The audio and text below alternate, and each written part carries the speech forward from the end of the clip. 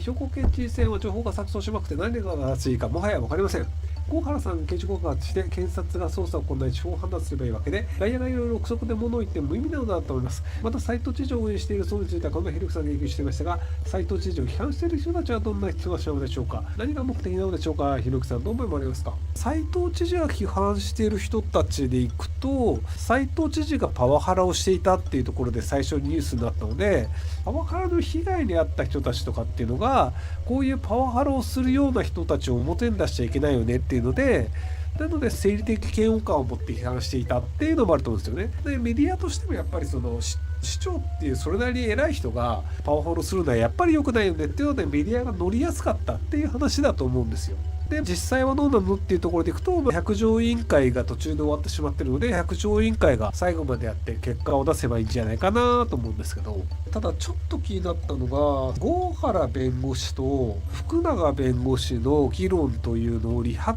クでやっていて、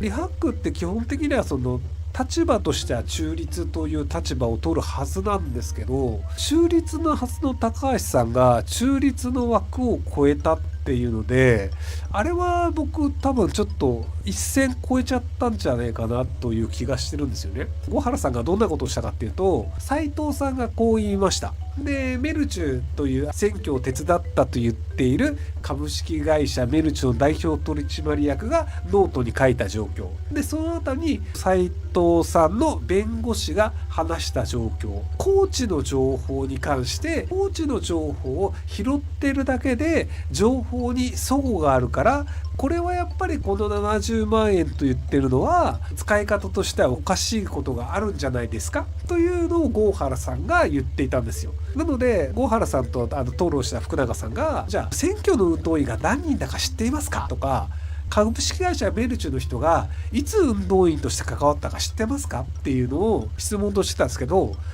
あれはどうでもいいなんですよ。真実がどうかというのは捜査機関じゃないと分かりません。なので郷原さんがやった行為というのはコーチの情報の中でも斉藤知事の選挙候補の運動に関して疑われる公職選挙法違反が疑われるような状況があるよね、だから告発しますという話なんですよ。真実がどうというのはその段階では郷原さん分かるわけないですよ。神様じゃないからね。なので真実がどうとか本当はどうという話というのが実はその場では意味のない行為なんですよ。でもそこで福永さんが真実はどうだって言ったんですけど、でその中で一応番組を構成しているリハックの高橋さんが、議員さんの何々さんが選挙に関わってたかどうかというのを僕が見る限り、その人は斉藤さんと話をする時に現場にいなかったので関わっていないっていう真実の判定をリハックの高橋さんがしてしまったんですよ。中立の立場を取るのであれば真実かどうかというのは神じゃないと分かりません。郷原さんというのは出てる情報に対して判断をしますって話をしているのに、高橋さんは真実はこれです、なぜなら俺はそれを見たからっ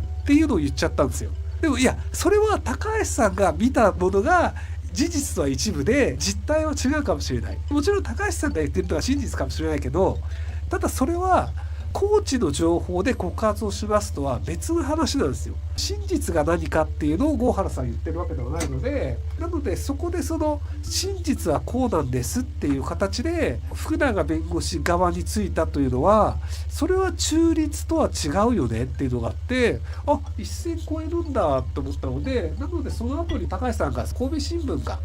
斉藤さんの応援側であるっていうのに対して非難をしていたんですけど、確かに言ってることには一理あるのですが、郷原さんと福永弁護士の議論において高橋さんは真実は何かというのを勝手に決めつけたっていう役割を果たしてるんですよ。それはやっぱり斉藤知事応援側だよねというのは言われてしまうよねっていうのはあると思うので、なのであれは高橋さん多分ボンミスだとは思うんですけど、少なくともやった状況の話だとするとどうかなと思います。斉藤知事が SNS 運用はボランティアと主張していますが、織田さんの主張と食い違いがあります。今後どのような結末がありますようでしょうか。詳しく説明いただければ幸いです。よろしくお願いします。何も起きないです。森田さんの主張が正しいという証拠があるのであれば、誰かが裁判に持ってって、じゃあ100日裁判で織田さんが言っていることが正しいです。兵庫県斉藤知事が言っていることが間違えてます。ということになると、当選取り消しという可能性はあるんですけど、そもそも口頭で話をしたよねっていうのと、あと、織田さん側が斉藤知事の当選を取り消させたいと思って、実はこんな証拠があるんですよって出してくるのであれば、それは起こるかもしれないですけど、選挙で応援した人を落とすような証拠を出すっていうのを PR 会社がやるはずがないじゃないですか。なので、斉藤さん嫌いな人たちは一生懸命それがなんか小学時代からおかしいとか、あれは寄付に当たるんだとかいろいろ言ってるんですけど、残念ながら何も起きないっていうパターンじゃないかなと思ってます。斉藤さんは誰と揉めたんですかね。もともと斉藤さんは嫌いな人たちがいっぱいいるから、不信任案で追い出されたので、マスメディアも基本的には斉藤さんをなんとか落としたいっていうのがあるので、話題にもなったりしてずっと騒いでるってことだと思うんですけど、なので、基本的にはなかなか難しいんじゃないかなと思いますけどね。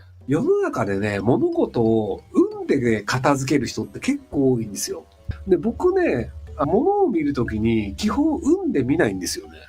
運の可能性もあります。サイコロ的なね。でも、この人はその場所にいるためにどういう最善の行為をした結果その場所にいられるのかというのをちゃんと分析すると自分でもそのパターンが使える可能性があるんですよ。例えばじゃあ今回の兵庫県で斉藤知事が勝ったのもあれも運だよねという説もあるんですよ。斉藤知事と稲村さんの1対1だったら多分稲村さん勝ってるんですよ。でもいろんな候補者が出たんですよ。維新の候補者も出るし、自民党の候補者も出るし、立憲の候補者も出るし、斉藤さんも出るしっていうので、いろんな人が出ると、現職の斉藤さんが知名度あるよねってなるんですよ。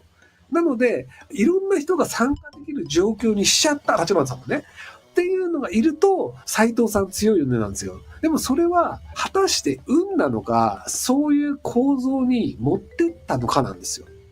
斉藤さんって支援者ゼロだったじゃないですか。見た目上ね。なんとか楓さんが頑張った結果ゼロっぽく見えて。で、斉藤さんが、これもゼロだよね。支援者ゼロだよね。じゃあ斉藤さん勝たないよね。稲村さん勝ちそうだよね。じゃあ、稲村さんにだったら俺勝てるかもねっていう風に思った人がポコポコ出てきたんですよ。兵庫県の医者ですとか、維新の人ですとか。で、結果としてそこで団子の背比べ状態になっちゃったんですけど、どんぐりの背比べね、ごめん。だからあれが、